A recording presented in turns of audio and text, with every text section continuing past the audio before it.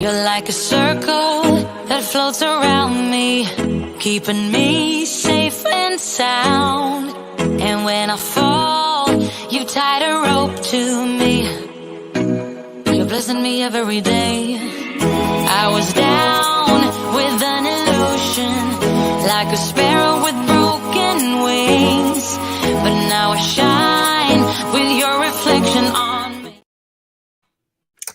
Hello, everyone, and welcome to Season 3 of Inclusion Unscripted. My name is Margaret Spence, and I'm the founder of the Inclusion Learning Lab. So today, the fight for diversity and inclusion intensifies. The silence is deafening, and all the beautiful diversity and inclusion statements have dried up. The propensity to push back against the erosion of inclusion is lost in the shuffle. And we are celebrating Black History Month 2023. The courage to say, wow, what have we accomplished? And the courage to voice the dissent that is going on against diversity and inclusion. The silence to address the real issues that lie in our workforce is deafening. The courage to say that actions against diversity aren't right is lost in the zeal to return to normal. So what is normal if diversity and inclusion initiatives are being eroded before our very eyes? What is normal? Welcome to Inclusion Unscripted, where we're not just talking about diversity and inclusion, we're living it. And in this Black History Month 2023, I am honoring our history, honoring our ancestors, honoring our place in the universe, honoring our purpose, our passion, our real lived experiences that has contributed not only to the fabric of the United States, but to the fabric of the global community that we all occupy. I'm Margaret Spence. If this is the first time you're joining us, welcome. I'm happy to have you here. We've been on hiatus. We are back for the next probably. And as we retool Inclusion Unscripted, we will be bringing you some bold programs over the next several weeks. Our goal is to educate, to teach, to empower, to create a vision, to give voice to, and to agitate within the space of diversity and inclusion. So today, I want to talk about where we are from a diversity lens. I think it's imperative that we have this discussion, that we talk through where we are as organizations, as a country, as a people, and as a process. So we're navigating the back half of the global pandemic. We are, in some people's eyes, done with the pandemic, but I still know people are dying from the pandemic. People are getting sick. People are still stressed out about it. And people have long COVID and things that they're dealing with. Your employees are also dealing with a lot of stuff. Your Black employees during the month of February and for Black History Month are being reminded of the promises that you made and the promises that are left to be fulfilled. Your leaders who are managing diversity and inclusion are also questioning their purpose. And if they're not, they should be. Because I know, as a consultant who's been doing this work for 24 years, February 1st, a couple days ago, was my 24th year as a consultant. I was talking to my business partner, Inigo, a couple days ago, and he was saying to me, Margaret, read this article about diversity and inclusion. Read this article about real estate redlining. Read this article about this thing on D&I. And I gave him a lesson in my life. See, we as Black people are not building diversity and inclusion. We are living this shit. Excuse my French. We're living it. And for many of you, you think we're building it. No, darlings. We're not building this thing. We are living this thing every day. We are living within the confines of a world that has never been ready for us as Black people. And so today we're going to talk about what is going on in the world of work. What is silently going on in the world of work? What progress are we truly making? And the title of today's program is The Fight for Diversity Intensifies. Who still has our back? Who still has our back? Who is still having our back? Because that, I think, is the question all of you folks doing diversity and inclusion need to ask yourself. Who still has our back?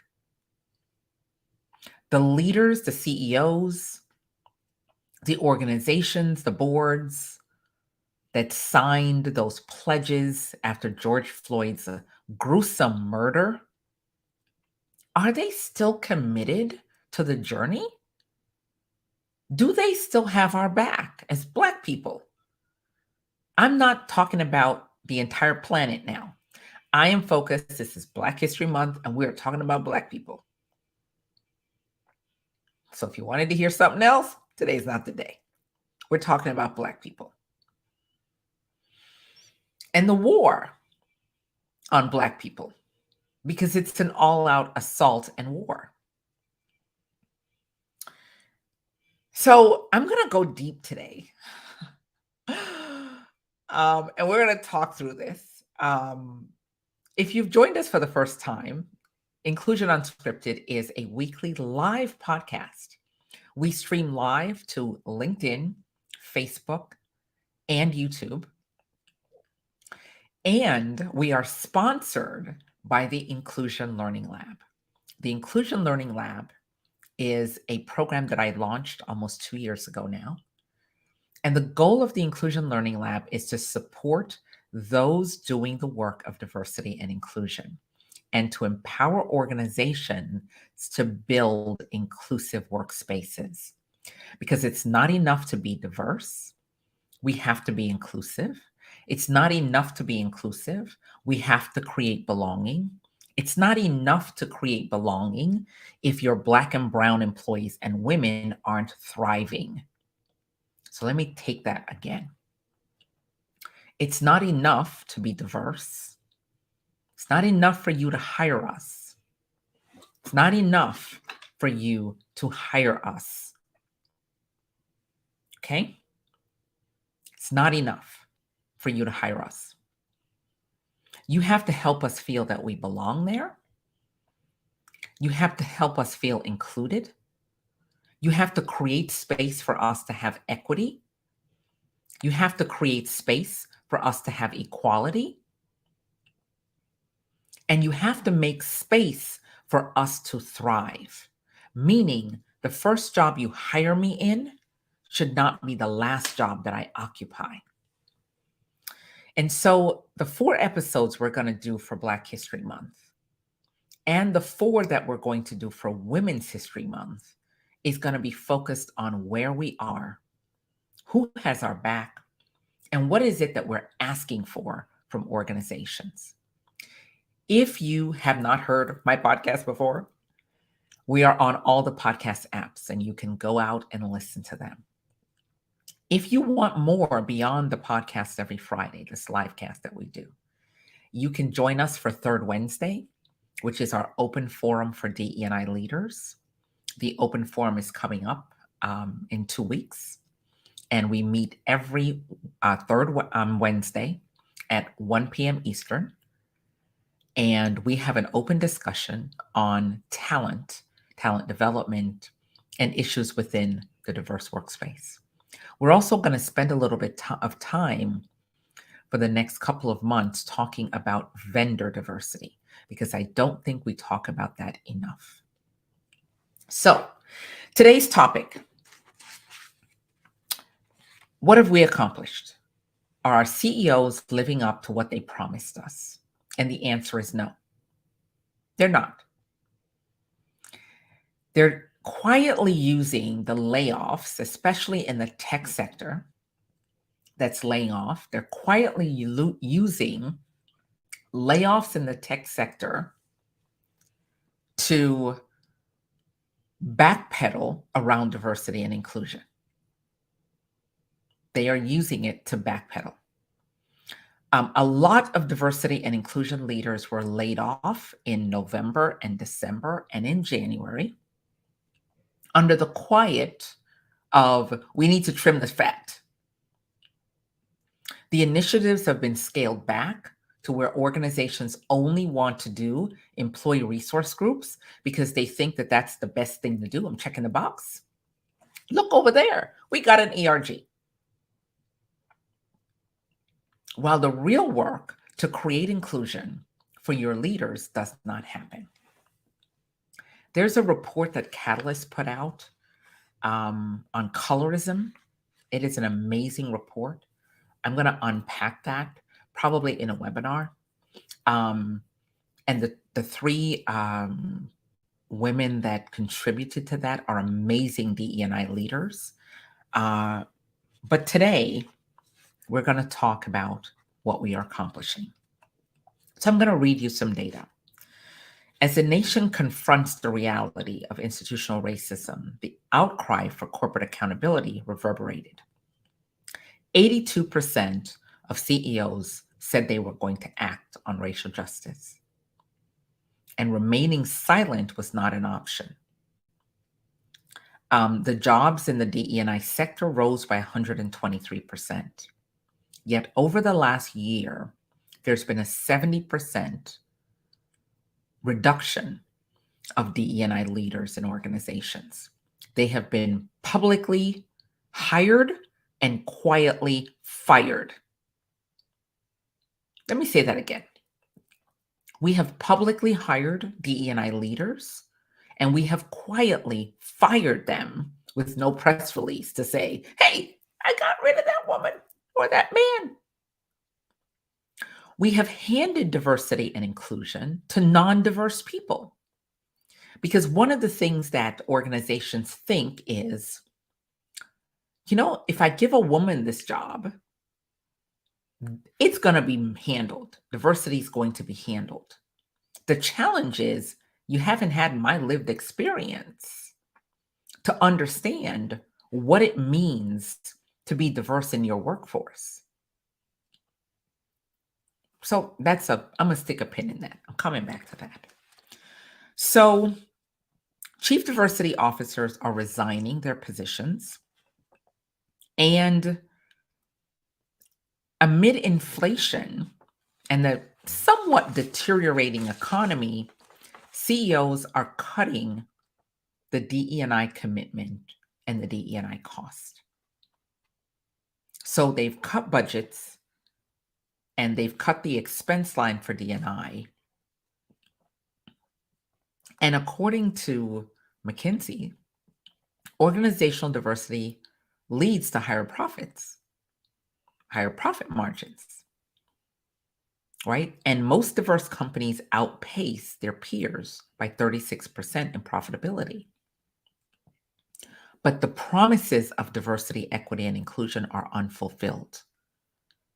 And the morale of that unfulfilled process is a drain on the diverse people working in these corporate spaces. It's a drain.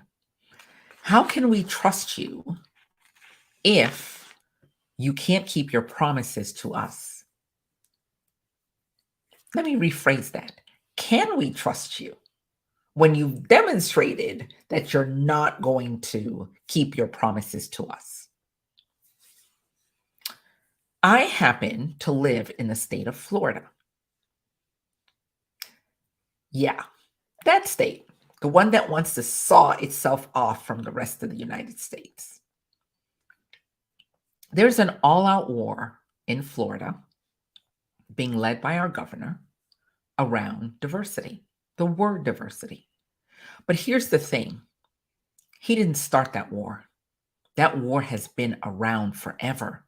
He's just showing the emperor's clothes, because the war on diversity has always existed. I remember way back when you couldn't say the word diversity because it meant entitlement. You couldn't say the word diversity because when you said diversity and talent together, people felt that you were substandardly hiring for a position. I can remember when the word diversity was a bad word. And those of us who were doing the work around diversity had to figure out another word to say. And I am constantly reconfiguring to make people feel comfortable with the outcome. Because my thing now is, if I could just get into your heart space, we will do the work. What I'm finding is getting into the heart space is wearing me out and everybody else doing this work. We're tired. And if you're Black and doing this work and looking at Black men being murdered by police and worrying about that as a parent and grandparent, we struggle. We struggle mentally because the world cannot get itself to a place where they accept the fact that we are here. Hundreds and hundreds and hundreds of contribution has been made by Black people in the United States. Yet and still, you don't want to teach our history. And you white folks, you have been quiet as the assassination of our history has been underway. But you want to say you're our allies. How can you be my ally if you're silent in the spaces of work? If you're silent in the spaces of public discourse, and you're silent in the erosion of our very being? And for the Black folks doing the work of DE&I, how can we not find our voice in these organizations? Because honestly, we need a paycheck. So we're not going to put ourselves out on the limb to say what needs to be said, because none of you want to hear truly how functionally untenable your workforces are. You want us to dance the pretty so you could take the lap of victory. So I still have to ask the question, who has our back? Who still has our back when it comes to D&I? So let me keep reading.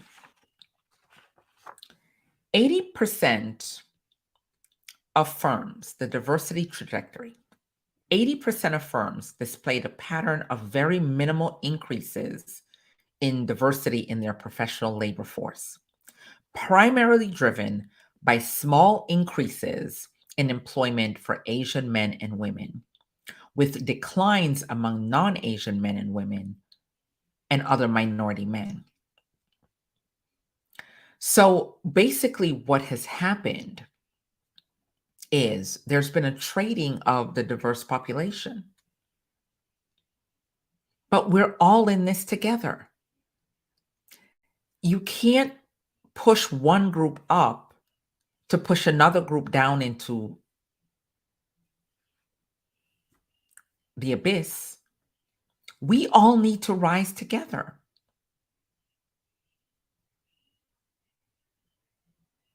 We all have to rise together. We as people of color cannot be pitted against each other. I love and support my Asian community, my LGBTQ community, my Hispanic community, my Black community, my sub-communities within the Black community. But it's time for us in 2023 to combine our voices. Because when they come for one of us, it's a pattern to come for all of us. When you deny the teaching of African American history, when you deny the teaching of African American history, you are now emboldened to deny the teaching of Asian history. When you deny teaching African American history, you can deny teaching about LGBTQ history. When you deny teaching African American history, you can deny teaching about Hispanic history and the richness of the Latin history in this country and contribution.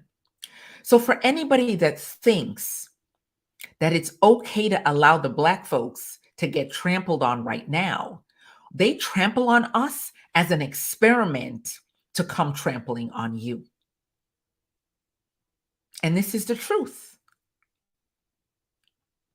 They will trample on us as a gateway to trample on you. Our illustrious governor has decided that diversity and inclusion in colleges should not be a thing. But what he's forgetting is that if I have a child who has a learning disability who wants to go to college, the Office of Inclusion is who makes that happen. So when you all think diversity and you only think Black people, you're missing what's really going on here. It's the white male experience that is being propped up. And the rest of us are being pushed down. So if you couch it in diversity, you get to push everybody down. You don't just get to push one group.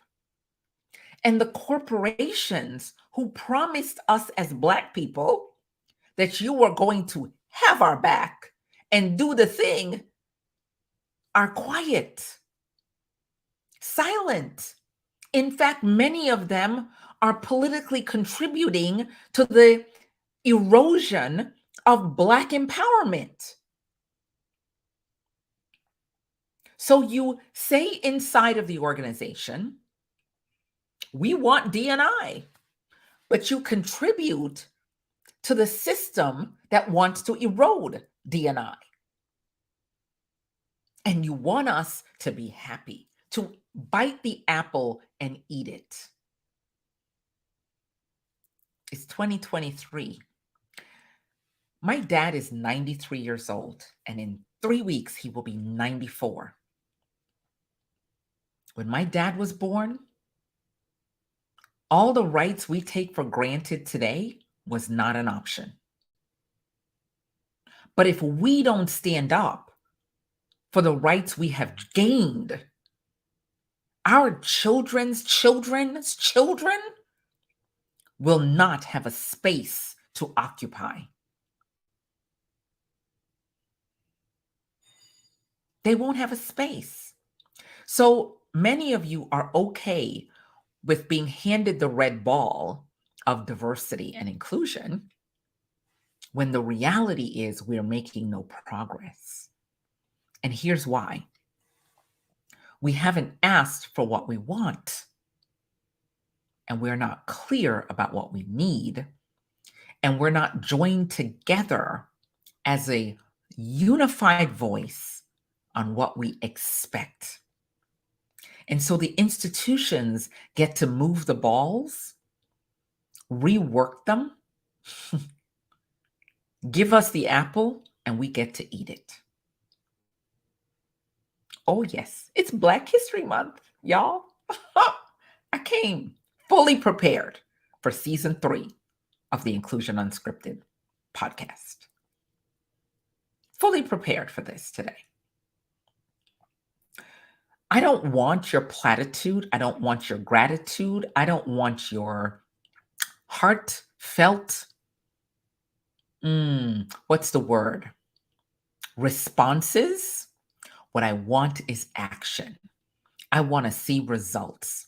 I want to see real movement within leadership spaces, within hiring spaces, within promotional spaces, within vendor spaces. Within vendor spaces. Y'all don't hire Black vendors. At least you do, but you don't hire them at the rate where we make the money. You hire us at the peanut gallery. And you still continue to give big HR contracts to the big companies, and you leave the Black vendors on the side of the street. And we supposed to think we making some progress, y'all.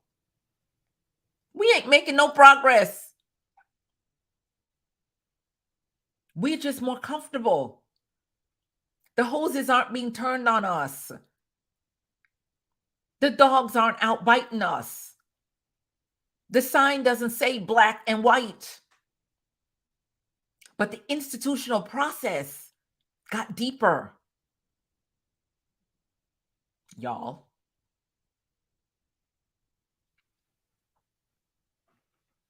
So in 2023, what do we ask for? What do we demand? What should we be required to ask for? Here's what we ask for. We ask for effective career management from the day we join the organization. We ask for up-level development from the second we join the organization. If I'm going to give you my blood, my sweat, my tears, my 40 hours, my life, if you're going to stress me out to death, almost, then you're darn sure going to help me navigate and manage my career inside of your freaking organization. Because giving me a paycheck is not enough. I want to rise. And that's what we're asking for. We're not going to allow you to shift the burden of diversity and inclusion onto the backs of the people who are asking for diversity and inclusion. You cannot shift the burden for inclusion to us. You can't make us do the work. You as an organization have to do the work. If your CEO promised an increase in hiring, then you need to get your talent acquisition leaders together in a little circle and say, how do we make this happen? But before you do that, you need to get your leaders in a room and talk to them about their biases around hiring Black and brown people and women of color and men of color. Because see, here's the thing. Diversity and inclusion is not an add-on to the job. It is the job. Let me say that again. For all of you who are struggling to figure out, what do we do around this diversity thing? How do we sustain it? Here's the thing. Diversity and inclusion is not an add-on to your job. It is the job. Being diverse is who you are, even as a person who is not of color. You are diverse. What you may not be is inclusive. What you may not be is creating belonging. But Getting you there is not my job. Getting you there is your job.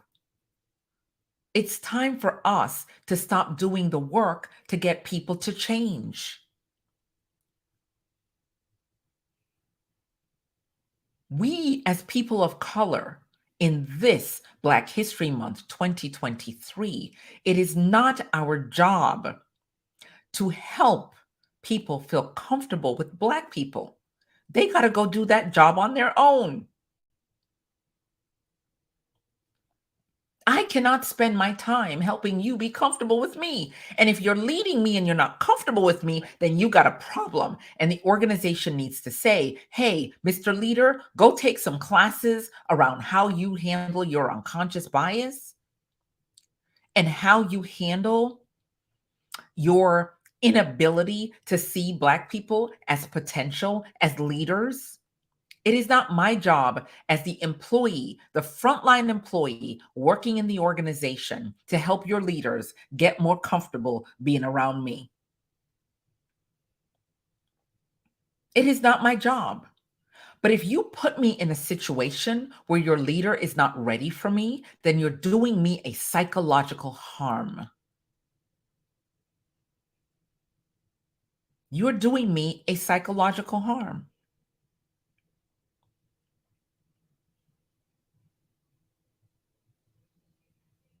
That's the truth. So the first thing that we have to ask of organizations is show me the numbers. I just taught a class on DE&I data storytelling. And a part of that, I talked about the archetypes within organizations and how those archetypes prevent us from building effective inclusive strategies. If you want to learn more about that, you can visit our website, inclusionlearninglab.com. But we've got to ask for the numbers.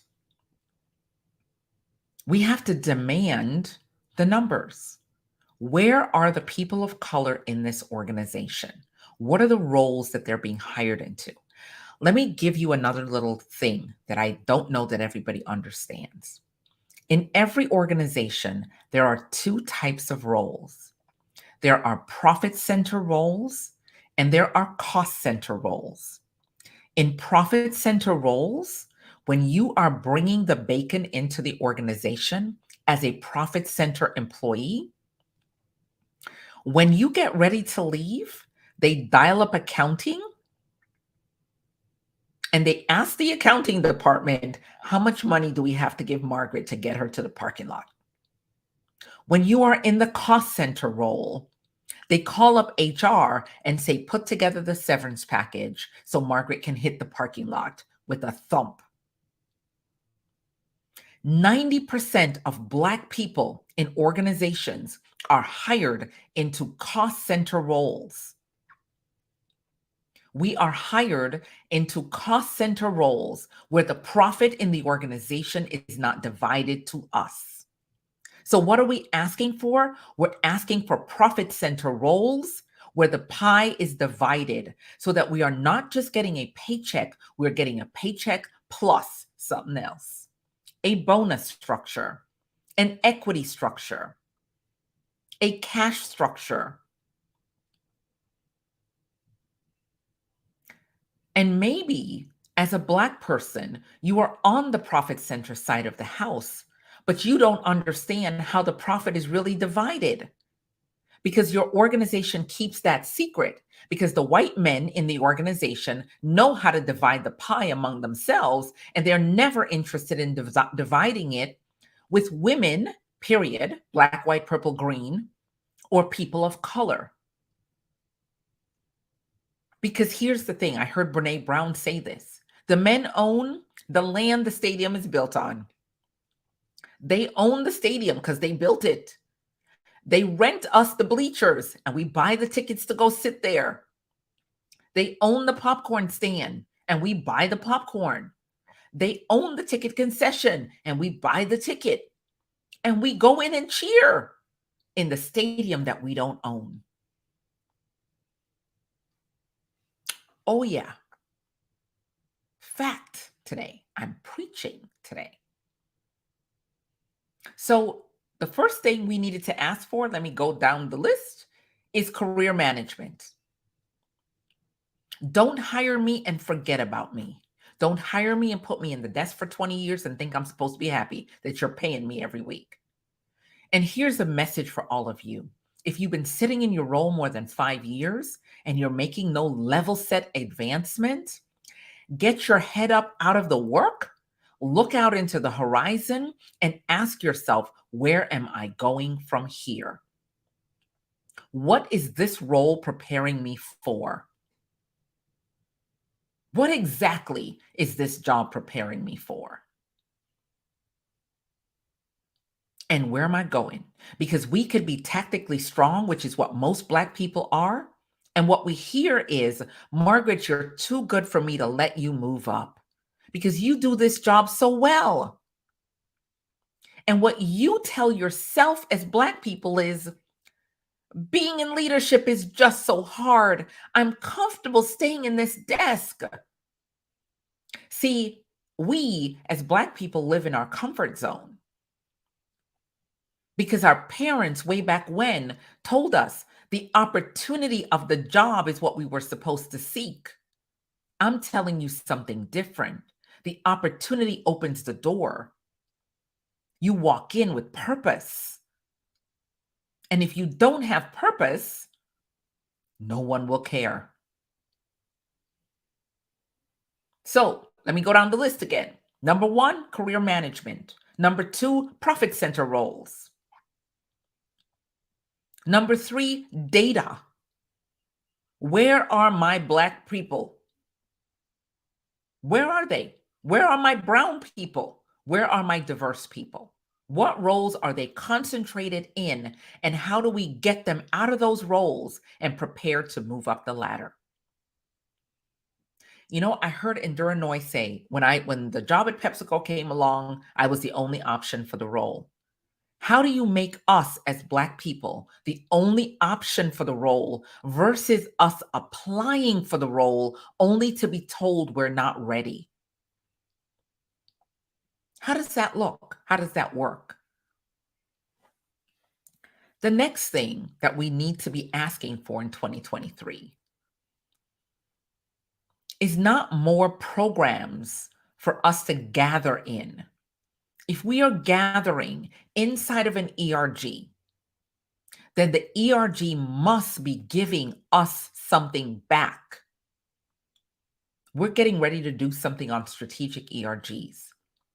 ERGs are not a place for Black and brown people to gather so we are happy and we don't become insurrectionists in the organization. Let me say that again. ERGs are not a place for us to gather and do the work of diversity because the organization doesn't want to do the work of diversity itself. So you shift the burden of empowerment to the ERG structure. I build ERGs, I love building them, but I always build them with a purpose. We're building a couple right now. They're built with a purpose. Many of you, your ERG does not have a purpose except to gather Black people in, put on some fluffy stuff for 12 months. And at the end of it, you put some data together and you say 900 Black people showed up, 500 women showed up, 400 Hispanics showed up, 300 Latinx people showed up, 400 Asian people showed up, and 500 LGBTQ folks showed up, but they got nothing for it because they didn't get anything better, and they weren't better off because they joined. So we shift the burden of the real work to the ERG. I don't build those.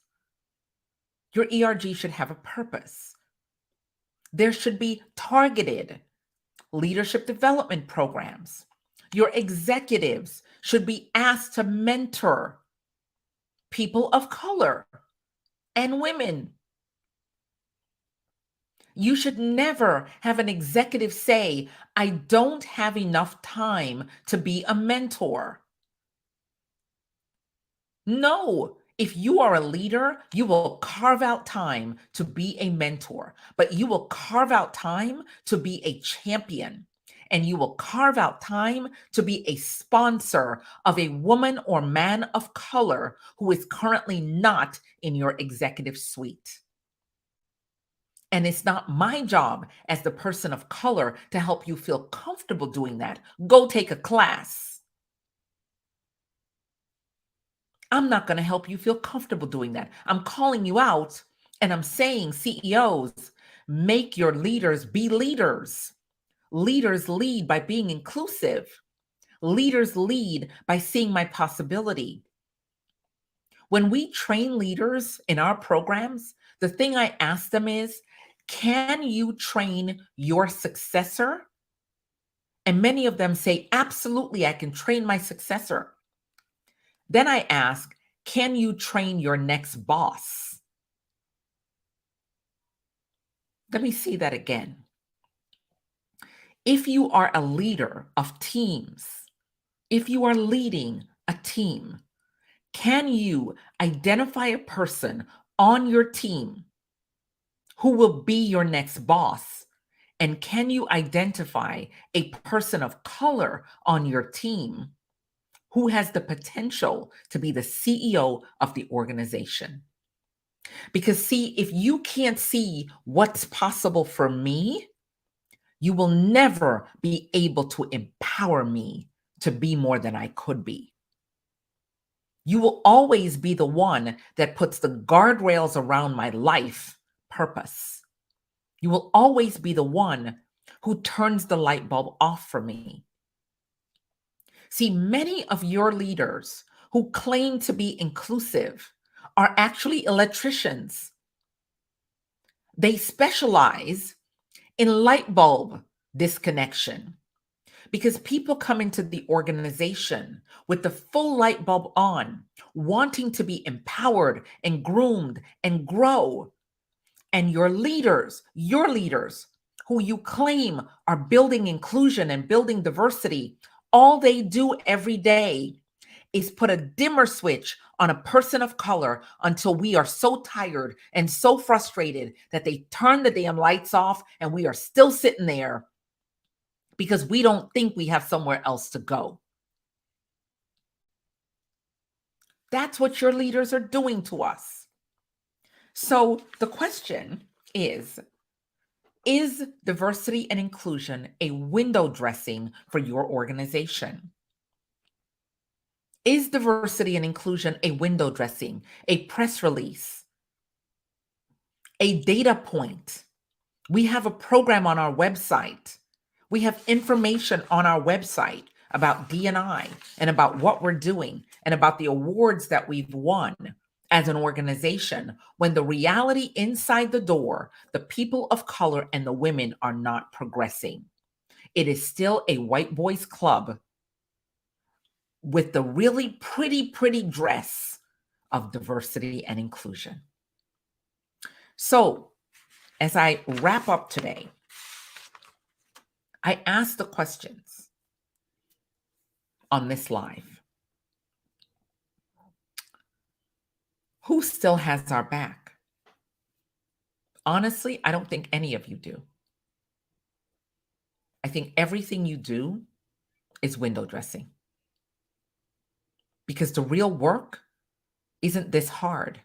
The real work is getting into the groove of what it is and making the change. The real work is complicated.